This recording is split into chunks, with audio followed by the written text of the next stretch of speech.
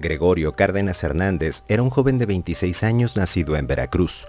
Goyo tenía un automóvil propio, rentaba un departamento que utilizaba para estudiar.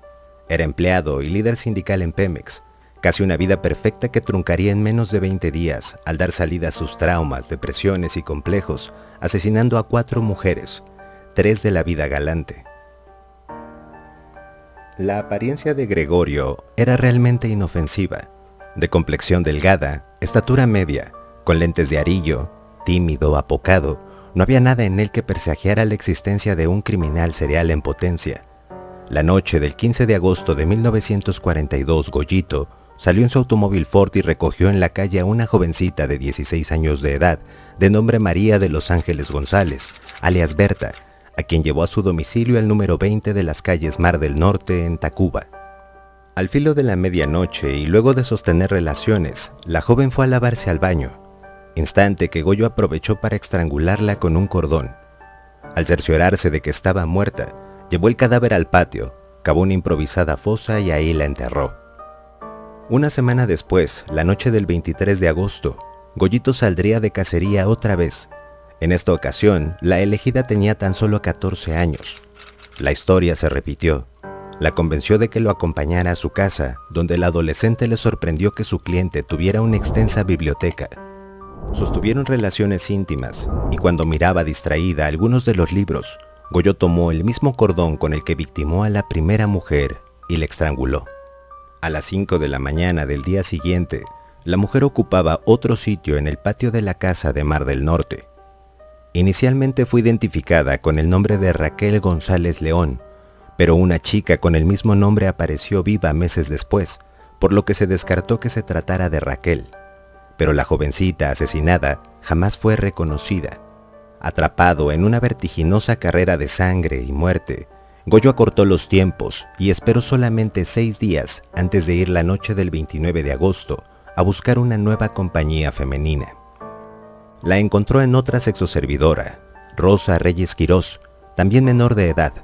Sin embargo, Goyo había descuidado su entorno. Su laboratorio estaba en desorden, los libros fuera de lugar, había ropa sucia por todas partes y el polvo empezaba a acumularse en todos lados, lo que provocó desconfianza en Rosa, quien eludía acostarse con su cliente. La joven simuló interesarse en ver el laboratorio y mientras veía unos matraces, tubos de ensayo y un microscopio, sin haber tenido relaciones, Goyo la atacó y la estranguló. Rosa terminó igual que las otras 2 mujeres, en una tumba clandestina del jardín de Goyito. Tan solo 4 días después, el 2 de septiembre, Goyo consumó su cuarto y último crimen, pero con algunas variantes, aunque con el mismo destino final, el huerto de la casa de Mar del Norte, donde enterraría a la joven. Goyo cortejaba a una chica llamada Graciela Arias Ábalos, estudiante del Bachillerato de Ciencias Químicas de la UNAM, alumna modelo, hija del conocidísimo abogado penalista Miguel Arias Córdoba. La joven aceptaba la amistad de Goyo, pero no lo veía como una pareja sentimental, sino simplemente como un amigo. Ese día Graciela esperó a Goyo afuera de la Escuela Nacional Preparatoria. Le había ofrecido llevarla a su casa, ubicada en el barrio de Tacuba. Al llegar afuera de la casa de la joven, y aún dentro del auto, Goyo le habló del amor que sentía por ella. Pero Graciela lo rechazó, y entonces él intentó besarla a la fuerza. Ella reaccionó dándole una bofetada a Goyo, fuera de sí. Arrancó de un tirón la manija del automóvil y con ella comenzó a golpear a Graciela en la cabeza hasta que la mató. Enseguida condujo el auto hasta su propia casa, bajó el cadáver, lo envolvió en una sábana, lo puso a un lado del catre donde dormía y se echó a dormir. Ya en la madrugada del 3 de septiembre lo enterró, igual que a las demás. Algunas versiones afirman que fue delatado por sus vecinas, quienes vieron zapatos de mujer en la tierra removida del jardín de ese hombre. Otra versión señala que el padre de Graciela Arias, abogado de renombre de los años 40, pagó para encontrar a su hija. Los investigadores llegaron a la conclusión de que había sido Gregorio Cárdenas quien la vio por última vez. Descubierto y confeso por los asesinatos, ingresó a la cárcel de Lecumberri el 13 de septiembre de 1942, directo al pabellón de enfermos mentales. Por ley, la sentencia máxima en Lecumberri llegaba a los 20 años de prisión, pero para Goyo la condena fue de más de 30. Al ser considerado por las autoridades como un homicida serial, de manera unánime se decidió que cumpliera una condena mayor. Según el doctor Quirós Cuaurón, el que trató a Goyo y escribió un libro sobre él llamado El estrangulador de mujeres, en donde daba cuenta de los experimentos psicológicos aplicados a Gregorio, incluida la terapia de electroshocks. El doctor Quirós da cuenta que Goyo tenía una especie de vida secreta y le gustaba vestirse de mujer.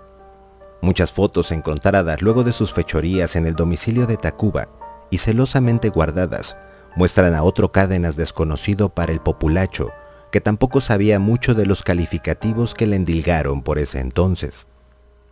Personalidad neurótica evolutiva, tendencias homosexuales, narcisismo y erotismo sádico, más un rumbo esquizoparanoide sin retorno. Durante su estancia en la cárcel, Gregorio Cárdenas mostró una conducta intachable. Se dedicó a leer poesía, a pintar, incluso llegó a exponer su obra en una galería de la Ciudad de México. Memorizó el Código Penal e inició dentro de prisión su carrera como abogado, resolviendo muchos de los casos de sus compañeros que al final salieron libres. Escribió varios libros, entre ellos Celda 16. Se hizo una radionovela sobre su vida, con altísimos niveles de audiencia. El cineasta Alejandro Jodorowsky se basó en la biografía de Goyo para realizar una de sus más surrealistas películas, Santa Sangre. La patología de Goyo llegó a ser un misterio. En ocasiones se encerraba en un obstinado mutismo. Muchas veces decía haber olvidado detalles tan importantes como la visita de sus padres a la penitenciaría, pero en cambio recordaba haber asesinado a Gracielita, la chica que estudiaba química y que él pretendía. Años más tarde, el abogado Salvador Salmerón fue el único que se decidió a llevar el proceso de este asesino. Incluso logró que fuera trasladado de Lecumberri al reclusorio Oriente, donde pasó sus últimos días de encierro. El 8 de septiembre de 1976, el entonces presidente de la República, Luis Echeverría, le dio el indulto presidencial. De forma inesperada se le otorgó la libertad luego de 34 años de encarcelamiento, a quien para esas fechas ya era considerado una celebridad, no solo en la penitenciaría, sino también en toda la Ciudad de México. Por fin el asesino serial volvió a caminar entre las calles. Al salir de prisión, Goyo fue invitado por el secretario de Gobernación, Mario Moya Palencia, a la Cámara de Diputados.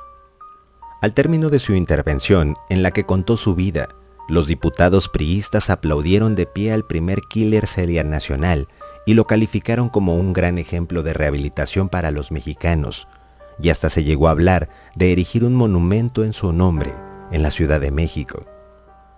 La intención, según ellos, era mostrarlo como un claro ejemplo a seguir, por haber logrado integrarse a la sociedad y por haber conseguido en él la aplicación con éxito del sistema correccional. Ese día el hombre de 60 años, un asesino serial, fue ovacionado por nuestros diputados durante 5 minutos. Luis Echeverría justificó este homenaje arguyendo que el caso de Gregorio Cárdenas, el estrangulador de Tacuba, era el mejor ejemplo de que un delincuente sí se podía rehabilitar y readaptar a la sociedad luego de pagar sus culpas y ser un hombre de provecho. Finalmente, Gregorio Cárdenas Hernández murió el 2 de agosto de 1999 y se convirtió de esa manera en el asesino serial más surrealista de la historia. El pueblo le hizo canciones, hubo estampitas con su imagen e incluso fue hasta idolatrado por muchos.